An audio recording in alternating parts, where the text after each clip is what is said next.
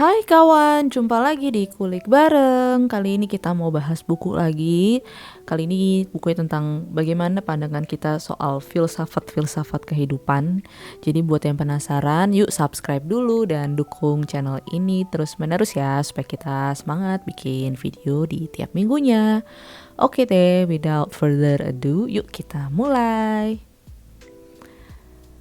Kawan-kawanku suka ngerasa gak sih kalau hidup tuh kayak jalan panjang yang penuh pertanyaan gitu.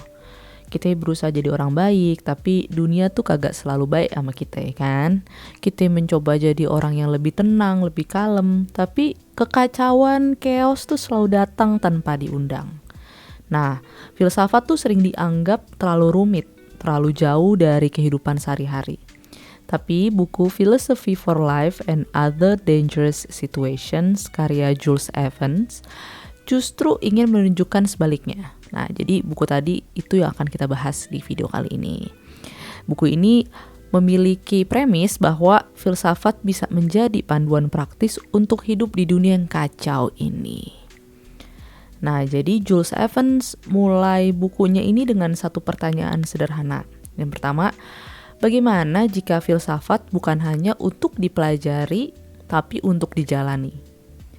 Nah, beliau ini terinspirasi dari para filsuf stoik nih, kayak Epictetus, terus Marcus Aurelius, dan Seneca, ya kan, tokoh-tokoh yang pernah kita bahas juga di video-video sebelumnya.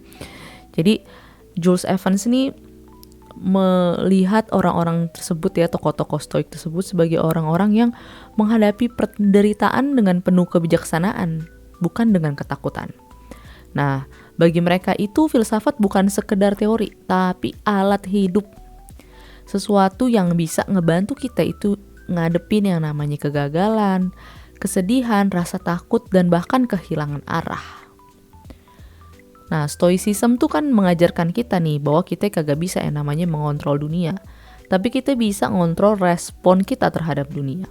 Itulah akar dari ketenangan batin sejati.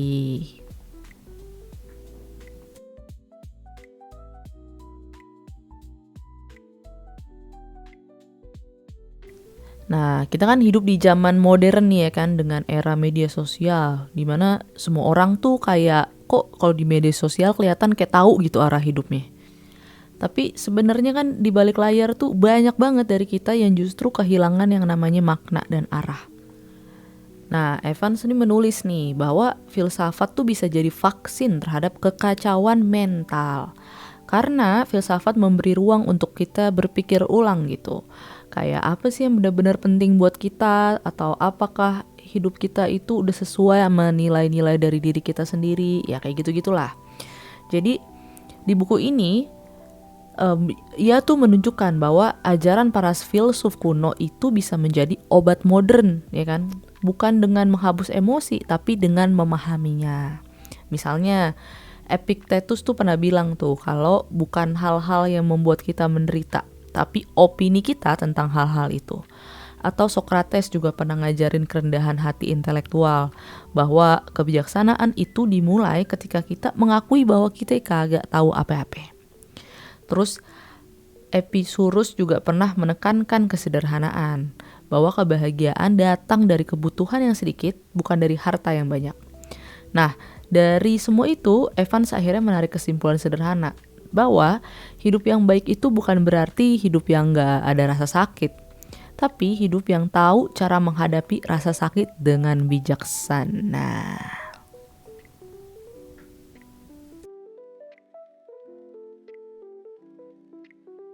Nah, Evan sendiri tuh pernah yang namanya ngalamin kecemasan dan depresi, ya kan? Nah, terus dia nemuin nih kalau yang namanya terapi modern kayak CBT, Cognitive Behavioral Therapy, banyak terinspirasi dari stoicisme, ya kan? Prinsipnya sama tuh, kita kudu ubah pikiran kita, maka perasaan kita pun akan berubah. Alih-alih dikendalikan emosi, kita belajar mengamati emosi. Ia menyebut tuh ya kan, filosofi itu sebagai gymnasium of the mind. Tempat kita ngelatih mental kayak nge-gym aja gitu. Tapi kan kalau nge-gym ngelatih tubuh. Sedangkan kalau filosofi itu melatih pikiran dan mental kita. Dan latihan itu bisa sederhana, misalnya kayak bangun pagi terus kita ngucapin syukur, atau kita ngehadapin kritik tanpa membela diri berlebihan, atau kita sadarin bahwa setiap kehilangan itu hanyalah bagian dari perubahan. Jadi Evans tuh gak nyuruh kita jadi dingin gitu, tapi ia ngajak kita untuk menjadi manusia yang sadar dan tangguh.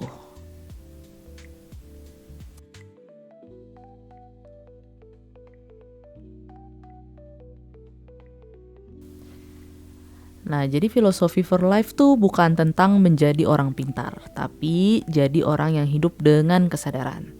Jadi ketika orang lain nyerang gitu, kita nggak perlu ngebalas dengan amarah. Atau ketika kita ngerasa hidup kita kagak adil gitu, kita bisa milih untuk tetap berbuat baik. Ketika kita takut, kita inget tuh bahwa ketakutan itu hanyalah pikiran, bukan kenyataan. Nah, itulah keberanian yang lahir dari pemahaman, bukan dari ego. Evans menulis nih, katanya, philosophy won't save you from pain, but it will teach you how to suffer meaningfully. Jadi filsafat tuh gak akan nyelamatin kita dari rasa sakit, tapi ia akan ngajarin kita untuk menderita dengan makna.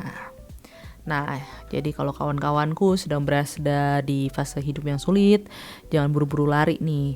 Mungkin yang kita butuhin bukan jawaban instan, tapi ruang untuk berpikir. Dan itu bisa jadi jawabannya adalah filsafat. Jadi buku ini bukan hanya sekedar bacaan, tapi juga suatu undangan untuk kita berhenti sejenak dan mulai hidup dengan kesadaran penuh. Nah, jadi sekian dulu pembahasan kita hari ini. Terima kasih udah simak video ini sampai habis. Jangan lupa untuk selalu dukung channel ini dengan subscribe, komen, like, dan share sebanyak-banyaknya ke kawan-kawan kita tersayang. Oke deh, terakhir jangan lupa untuk selalu stay kind, content, and healthy. Bye!